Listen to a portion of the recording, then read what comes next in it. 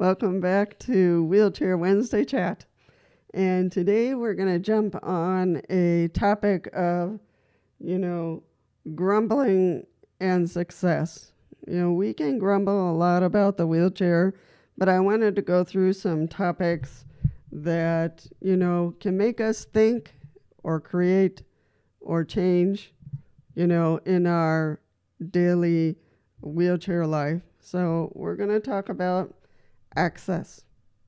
It is true that our access as wheelchair users is reduced.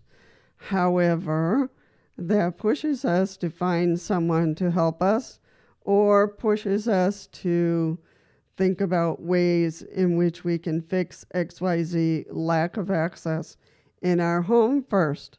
If you want to get to your courtyard, what kind of ramp would you need to make?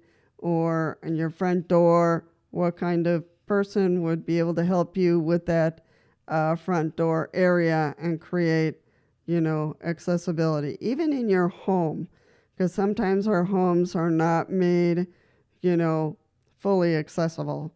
So we need to be able to be creative and to reach out and make sure that we work towards accessibility. So it's not all bad. Accessibility is reduced a bit, but it pushes us to be creative.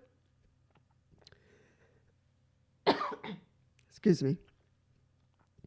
To be creative and touch base with others to fix those issues of accessibility, especially in the community. If there's like a restaurant or, and I've talked about this before, if there's a restaurant or if there is a store or an agency or a place that you really want to go and it's not accessible, for you to be able to be creative and or perhaps with your caregiver to write a letter and have people in wheelchairs sign it to push that manager to make sure that it becomes accessible. So, accessibility can take us down many different roads, and that's a good thing, actually. So accessibility. Independence. Imagine if wheelchairs didn't exist at all. Let's say no wheelchairs in this world. We haven't invented them. Where would you be? Where would you be right now? Quite the question, huh? And that does exist for people in rural areas and very poor areas in which they desperately need a wheelchair and there are no wheelchairs in their area and there is no way for them to access wheelchairs. They drag themselves on the ground.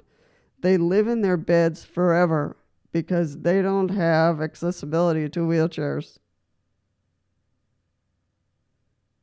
So where would you be? And actually, the wheelchair gives you that independence and that freedom that you absolutely need. And the people in those rural areas and those poor areas also need wheelchairs. And that's where we can come in to really, if we get in contact with someone or we know of an area that really needs wheelchairs to help with that. We're in a position to help now. So, independence is critical. And the wheelchair gives us exactly that. It might not look the same that it does for a person who can walk, who's able-bodied, but we do have an independence that will be different. And we'll have to use some other tools, perhaps, to be able to do the things we want, but we still have independence.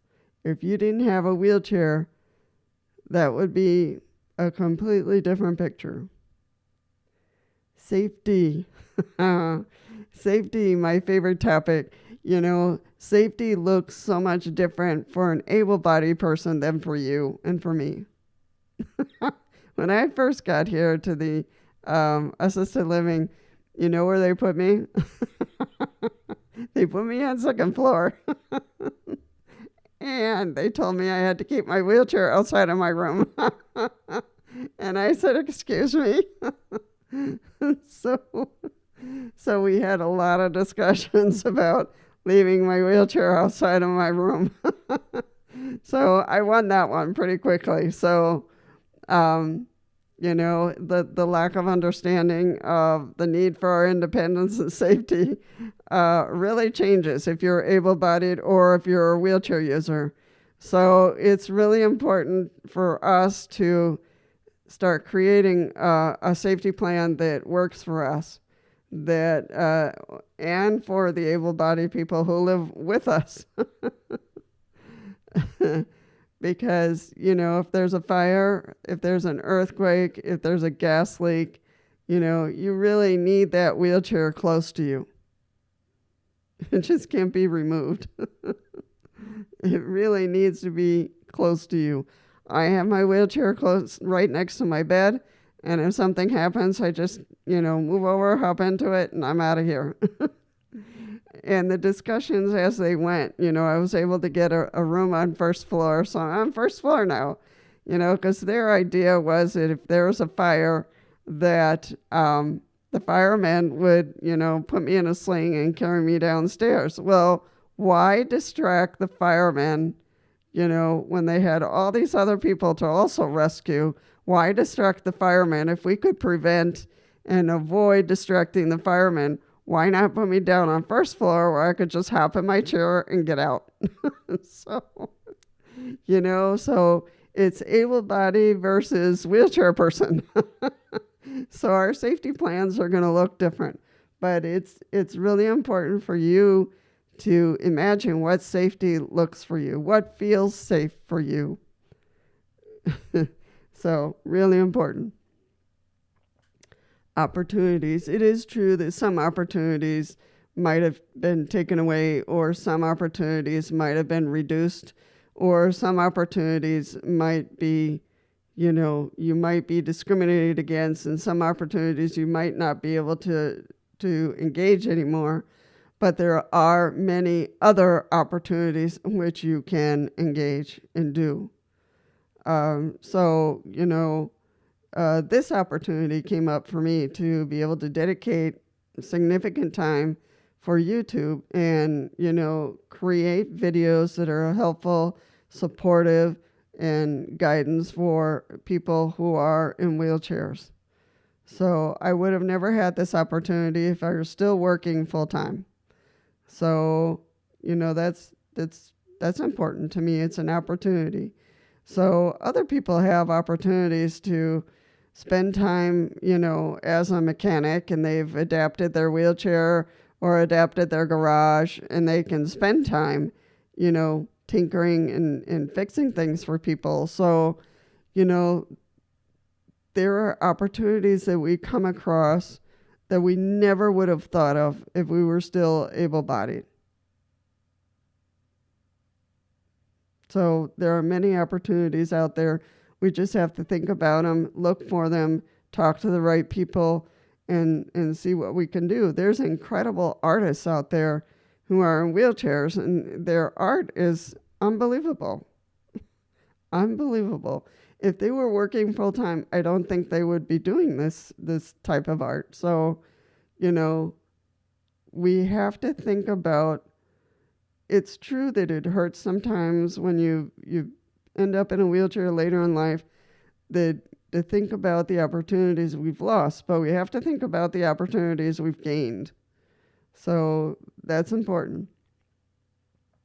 Lack of tragedy. This one I love. This title I love. Lack of tragedy. And it is true. Lack of tragedy because you do have a wheelchair. Lack of tragedy because you've figured things out and you've been taught some skills that allow you to do XYZ now.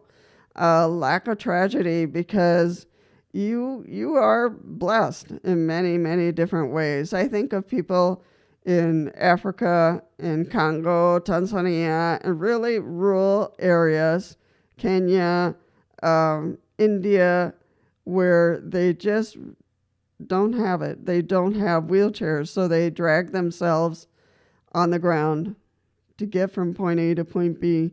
They're in beds permanently because they can't move and they don't have the wheelchairs they need.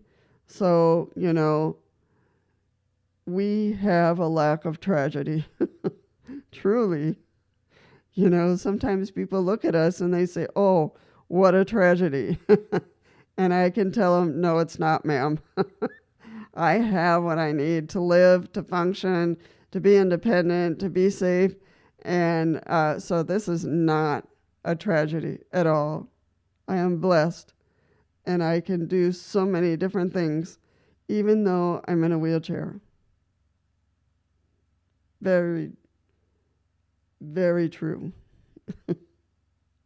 Think about that for a second. Lack of tragedy. New learnings and discoveries. Very much so. Especially for people who ended up in wheelchairs later in life as a teen or as an adult. We have to readjust, reimagine ourselves, recreate ourselves sometimes. People who are dedicated to working in construction, all of a sudden they have a serious injury, end up in a wheelchair. They really have to readjust to who they are. A fireman who falls off a building and ends up in a wheelchair, they have to reimagine themselves. They'll grieve. They'll feel stress and frustration. They can no longer do that task. But there are so many things and so many other issues and situations they can get themselves into, and to continue being who they are. And, I just want to say this, I've said it many times, but the wheelchair is not going to take away who you are. It won't. You'll have to reinvent yourself, yes. But you're still George, you're still Mary, you're still Patricia, you're still Frank, you're still, Silly, you're still, Vicky, you're still who you are. But you have to gradually remove the grieving, because you have to go through those stages and then reemerge as who you want to be. Reemerge yourself. Because all that's happened is that you continue to be yourself. You're just using a different tool. You're using a wheelchair to get from point A to point B and do what you need to do. You'll need to learn different skills, different tasks, different tools that you'll need to use as a wheelchair user, but you are still you. Make no mistake about it.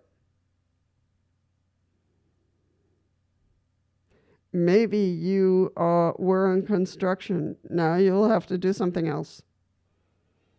And that's a period that you'll have to figure out once you've emerged from the grieving process.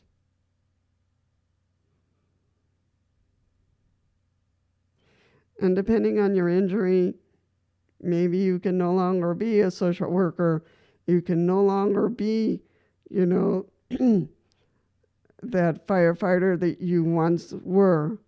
Once you emerge and you reconnect with yourself, then you'll be able to relearn who you are and be able to find something you want to dedicate your life to. So think about that. All the pros, we have cons, of course.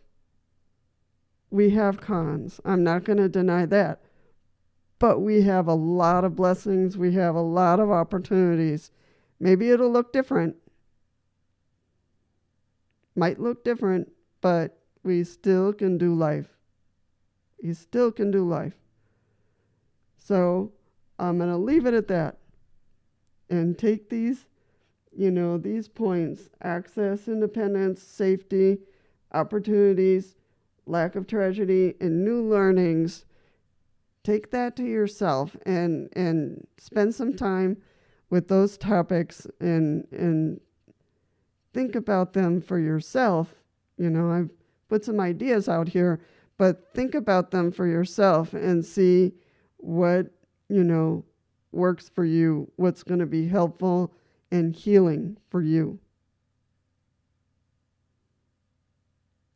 All right, people. If you haven't been to my channel before, my name is Lisa, and this is Wheelchair Wednesday Chat. And I have a schedule. On Mondays, I post for caregivers and wheelchair users. I post on Wednesdays the Wheelchair Wednesday Chat. On Fridays, I post the Wheelchair Tech Fridays. So if you have another topic that you would like me to develop or do some research on, please let me know. Please feel free to subscribe if you find this channel helpful. Feel free to like. That helps these topics to spread around the YouTube world. Feel free to share as well. If you know someone who's, hasn't reemerged yet and they're struggling, to pass on this topic to them, and maybe that'll help them think a little bit. So I'm glad you came. I would love for you to remain well, remain safe, and I'll see you in the next one.